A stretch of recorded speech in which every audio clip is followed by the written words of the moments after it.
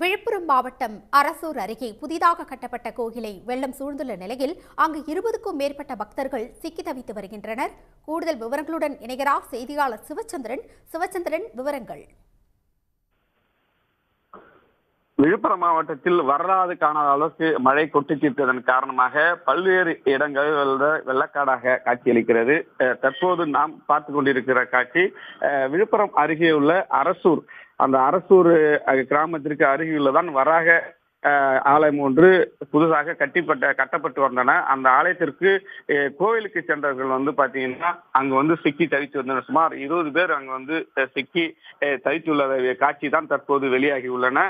அவர்களை மீட்க வேண்டும் என்று அவர்கள் கண்ணீர் மடுகும் ஒரு கோரிக்கை வைக்கும் காட்சியையும் நம்மால் பார்க்க முடியுது அந்த வீடியோவில். தொடர்ந்து அந்த பகுதியில் பாத்தீங்கன்னா அந்த கோவிலை சுற்றி ஒரு 5 அடிக்கு மேல் தண்ணீர் பயங்கர வேகத்தில் செல்வதனால அவர்கள் வெளியே வர முடியாமல் இருந்து வந்ததுடன் மீட்பு பணியினரும் அங்கு செல்வதற்கு கொஞ்சம் சவாலாகவே இருந்து வந்தது. இந்நிலையில் தான் அவர்களை மீட்கும் முயற்சியில திருச்சியை சேர்ந்த திருச்சி மாவட்டத்தை சேர்ந்த எஸ்பி தலைமையில் திருச்சி தீயணைப்பு படை வீரர்கள் தற்போது அவர்களை மீட்கும் முயற்சியில் ஈடுபட்டு வருவதாக நமக்கு அங்கிருந்து தகவல் கிடைக்கின்றன. தொடர்ந்து அவர்களை எப்படியாவது இரவுக்குள்ளே மீட்டு விட வேண்டிய அந்த முயற்சியில் தற்போது அவர்கள் ஈடுபட்டு வருகின்றனர்.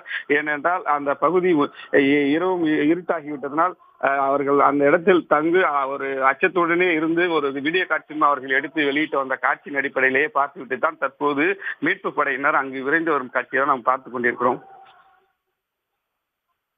தகவல்களுக்கு நன்றி சிவச்சந்திரன். உடனுக்குடன் செய்திகளை தெரிந்து கொள்ள சன் நியூஸ் பெல் ஐகானை கிளிக் பண்ணுங்க.